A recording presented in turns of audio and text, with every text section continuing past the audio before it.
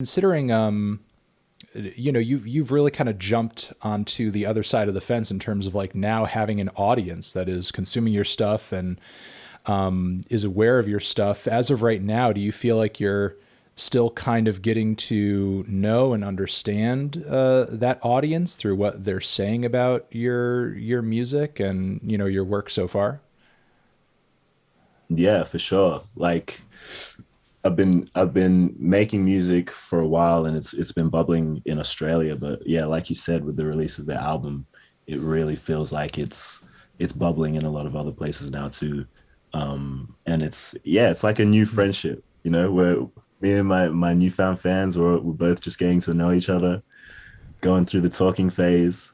Hopefully something bubbles to, Yeah, something you more guys are fruitful. still feeling it out to see if it's more of a permanent relationship right now.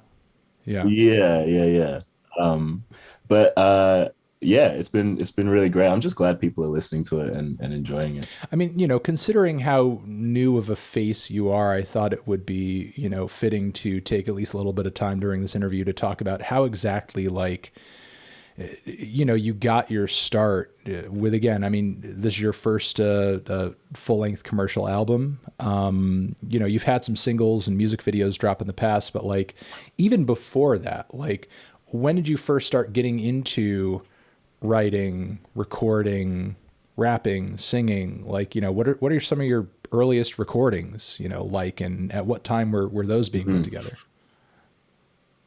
My earliest recordings are Mm. fucking awful, I mean, and I hope no one ever hears them. everyone's are, but everyone has to start somewhere. But like, when Yeah. was that, and what was that process like, and what kind of sounds were you pursuing at that time?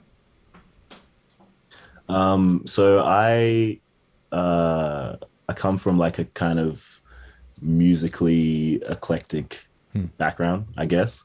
My family and I immigrated from Ghana in 2000 when I was like Hmm. two and a half.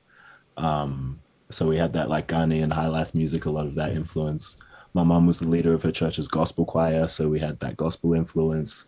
My dad was just really into anything that looked interesting. If the album cover looked cool, he'd pick it up, spin it in the house. I had an older brother of 5 years who was really into like Red Hot Chili Peppers and like Rage Against the Machine. And then he discovered Kanye West, and me just being the youngest in the household, like all of that kind of converged. I was like the converging point. So And he started would you say rapping. that your dad was like a bit of a music buff or a music nut? Um, Music Music enthusiast, enthusiast, I'd yeah. say, for And sure. Yeah, yeah. just to get like a full sense of this, despite your parents arriving from another culture, there wasn't any kind of like dismissiveness or kind of skepticism toward just like Australian or American music in general. Like if the kids were feeling it or if it was on the radio, like it's good to listen to. Well, they were like in charge of they were pretty much in charge of Mm, the aux in okay. the household. So like the stuff we were listening to, we were listening to in like our own Mm, rooms and stuff like that. Um, but yeah, so like I was saying, my brother, I have an older brother of 5 years, and when he discovered Kanye, he started wanting to rap. So he pretty much like hijacked our family study and turned it into his own home mm. studio. And me as the younger brother, like everyone kind of expects the younger brother to like follow in the footsteps or whatever. So I was like real adamant about it. I was like, no, I'm not going to do music. But he had hijacked our family study, so I literally couldn't Mm. escape it. So he started producing, and I ended up writing my first stuff on his beats when I was like 14, 13. Um, and yeah, I started writing some stuff here and there, obviously influenced by Kanye and Lupe Fiasco and stuff like that. But I when I really got into it, I was just writing for catharsis and just writing for creative expression.